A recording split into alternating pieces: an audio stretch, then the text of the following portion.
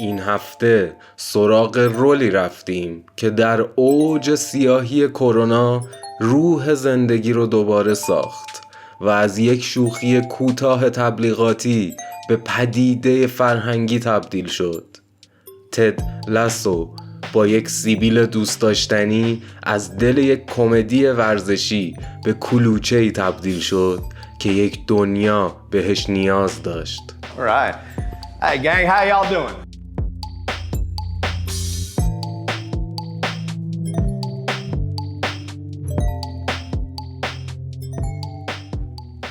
خوش اومدید به شماره 3 از پادکست رول.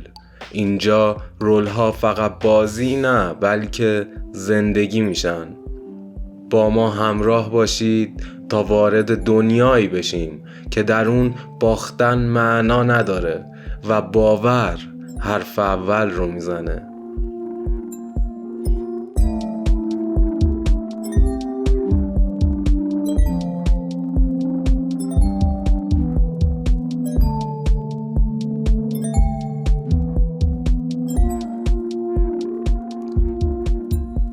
تد لاسو مربی فوتبال آمریکایی، مردی از شهر کانزاس که به جای تاکتیک‌های پیچیده فوتبالی با لبخند و جعب کلوچه با بازیکناش ارتباط برقرار می‌کرد. یک روز زندگیش به کل عوض شد.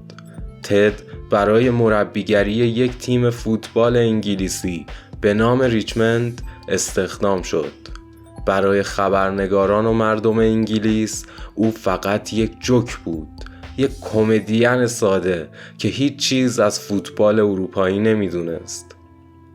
اما تد با تمام سادگیش یک هدف بزرگ داشت. میخواست با مهربونی و خوشبینی روحیه تیم رو تغییر بده. تد به بازیکناش یاد داد که به جای قضاوت کنجکاو باشند و برای موفقیت فقط کافیه باور داشته باشند.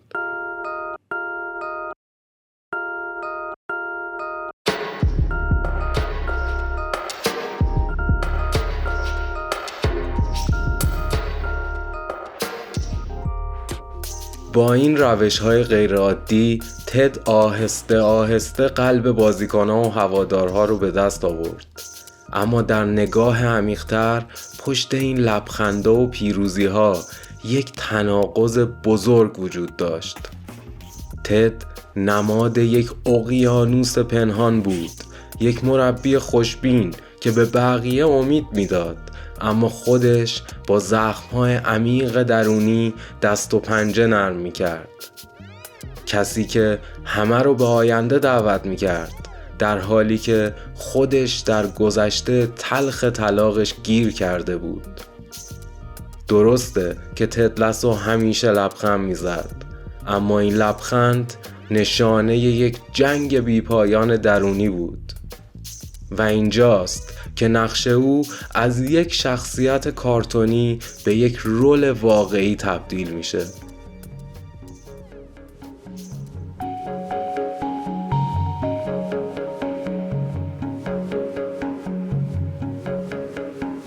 پشت تمام این لبخندها و جوک‌های بی‌پایان مردی ایستاده که به این شخصیت جان بخشید. جیسن سودیکیس. نقش تد لاسو به قدری با شخصیت جیسن در هم آمیخته که انگار از یک خاک ساخته شدند. اما نبوغش دقیقاً همینجاست. اون نیاز نداشت که داد بزنه تا شنیده بشه.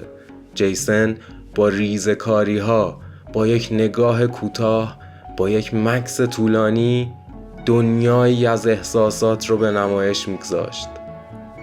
لحظه‌ای که به حرف‌های بازیکنش گوش میداد و فقط با یک تکون سر به او میفهموند که همه چیز رو فهمیده. یا وقتی که بعد از یک جوک لبخندش محو میشد و برای یک لحظه سنگینی غم در چشمانش موج میزد. این لحظات تد لاسو رو از یک شخصیت بامزه به یک رول واقعی تبدیل میکنه. انسانی که میدونه زندگی فقط خنده و شیرینی نیست، بلکه پر از لحظه‌های تلخ و دردناکه.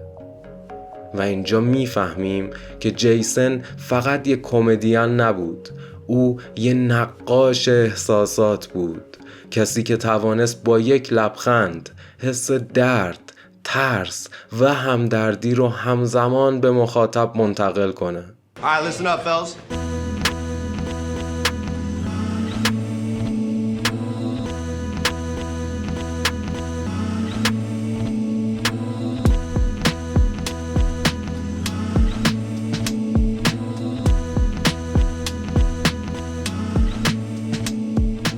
در دنیای تد لاسو 3 قانون نانوشته وجود داشت که از هر تاکتیک پیچیده‌ای کارآمدتر بود. اول قانون باور، یک تابلو ساده روی دیوار رختکن با رنگ زردابی که روش نوشته باور. همین یک کلمه به رختکن بازنده ها زندگی بخشید. تد به بازیکنانش یاد داد که به جای تمرکز روی نتیجه به خودشون ایمان داشته باشند. دوم، قانون کنجکاوی در برابر قضاوت. تد با این جمله تمام معادلات رو به هم زد. او به جای اینکه بازیکناش رو قضاوت بکنه، برای شناختشون کنجکاوی به خرج داد.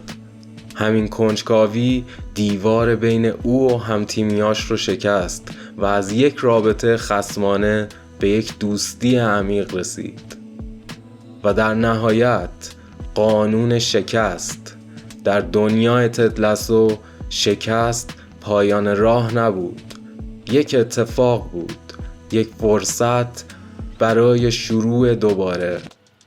تد به ما نشون داد که بزرگترین پیروزی ها بعد از بزرگترین باخت ها به دست میان.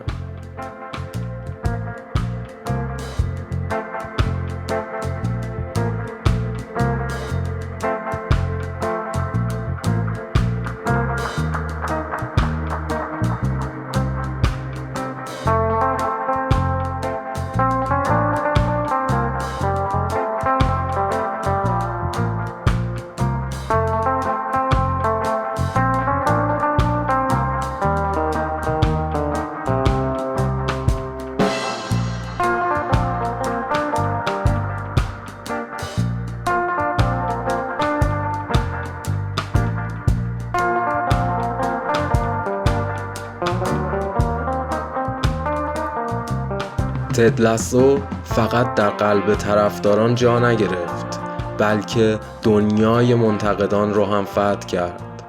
در اوج همهگیری کرونا، درست زمانی که دنیا پر از ناامیدی بود، این سریال مثل یک نور کوچک در انتهای تونل به خونه های ما اومد. منتقدان برجسته یکی پس از دیگری در مورد این سریال نوشتند. مجله گاردین نوشت تد لاسو یک پادزهر برای روزای ماست و هالیوود ریپورتر آن را کمدی با قلب بزرگ نامید. این بازخوردهای مثبت با جوایز بزرگ هم همراه شد.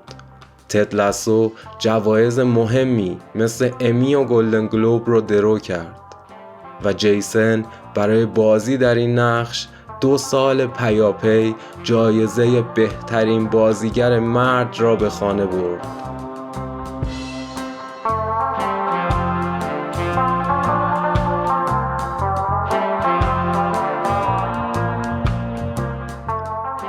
این افتخارات نشون داد که مردم و منتقدان فقط به دنبال خندیدن نیستند. آنها در پس یک کمدی به دنبال یک حرف عمیق، یک پیام و یک حقیقت بودند.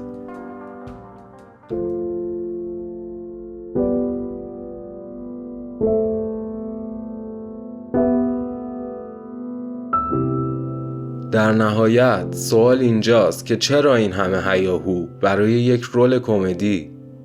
جواب شاید در سادگیش باشه.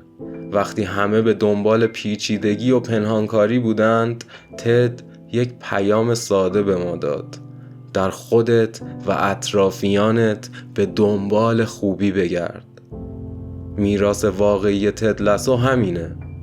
نشون داد که آدم خوب بودن یک ضعف نیست، بلکه یک قدرته.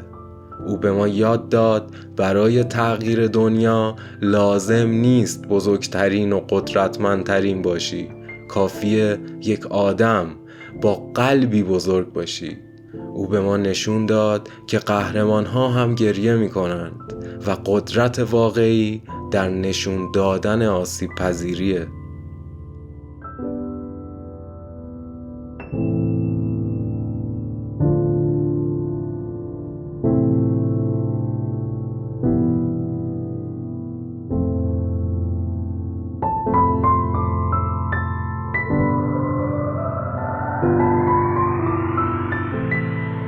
نقش‌ها فقط برای تماشا نیستند. آنها آینه هایی هستند که خودمون رو در آنها پیدا می‌کنیم. تد لاسو به ما یادآوری کرد که هیچ انسانی کامل نیست. همه ما زخم‌هایی داریم که شاید هرگز خوب نشن، اما میتونیم با همون زخم‌ها هم زیبا باشیم.